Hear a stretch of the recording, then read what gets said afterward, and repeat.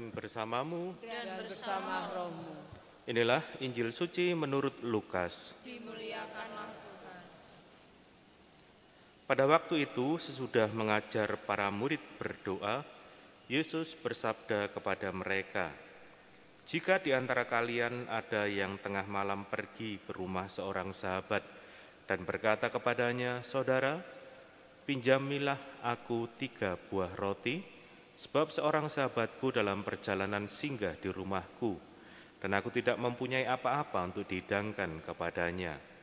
Masakan ia yang di dalam rumah itu akan menjawab, 'Jangan mengganggu aku, pintu sudah tertutup dan aku serta anak-anakku sudah tidur.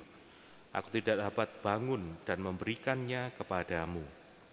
Aku berkata kepadamu, sekalipun dia tidak mau bangun dan tidak mau memberikan sesuatu meskipun ia itu sahabatnya, namun karena sikap sahabatnya yang tidak malu-malu itu, pasti ia akan bangun dan memberikan apa yang dia perlukan. Oleh karena itu aku berkata kepadamu, mintalah maka kamu akan diberi, carilah maka kamu akan mendapat, ketuklah maka pintu akan dibukakan bagimu. Karena setiap orang yang meminta akan menerima, setiap orang yang mencari akan mendapat, dan setiap orang yang mengetuk akan dibukakan pintu. Bapa manakah di antara kalian yang memberi anaknya sebuah batu kalau anak itu minta roti? Atau seekor ular kalau anaknya minta ikan? Atau kalajengking kalau yang diminta telur? Jika kalian yang jahat tahu memberikan yang baik kepada anakmu, betapa pula Bapamu yang di surga. Ia akan memberikan Roh Kudus kepada siapapun yang meminta kepadanya." Demikianlah sabda Tuhan. Terpujilah Kristus.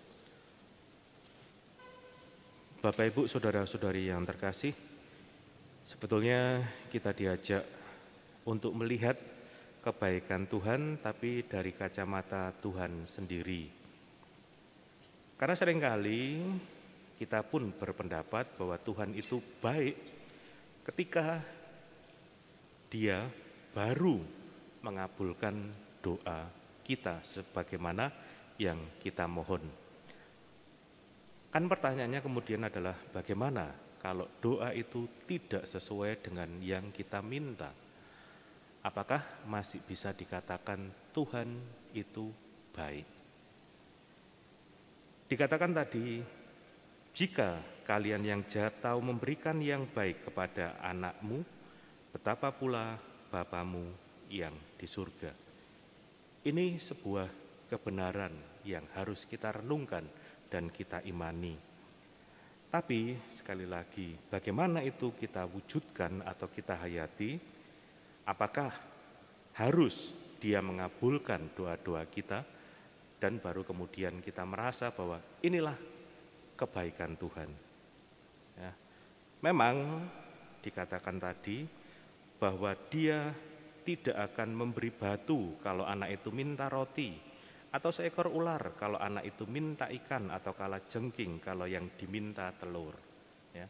Tapi juga tidak dikatakan kalau minta roti akan dapat roti, kalau minta ikan akan dapat ikan, kalau minta telur akan dapat telur. Ya. Sehingga tadi kebaikan dalam kacamata manusia bisa saja tidak sama dengan yang dipikirkan oleh Tuhan. Nah, dalam hal ini mampukah kita melihat itu? Apakah ketika kita tidak dapat roti, tapi juga tidak dapat batu, apakah itu berarti kita bisa juga mengatakan bahwa Tuhan mengabulkan doa saya? Apakah saya bisa melihat bahwa ini sebagai sebuah kebaikan yang Tuhan berikan? Maka tepatlah ketika Tuhan memberikan atau memberi janji bahwa Dia akan memberikan Roh Kudus kepada siapapun yang meminta, karena dengan Roh Kudus diharapkan kita mampu melihat kebaikan dari kacamata Tuhan sendiri. Kemuliaan pada Bapa dan Putra dan Roh Kudus.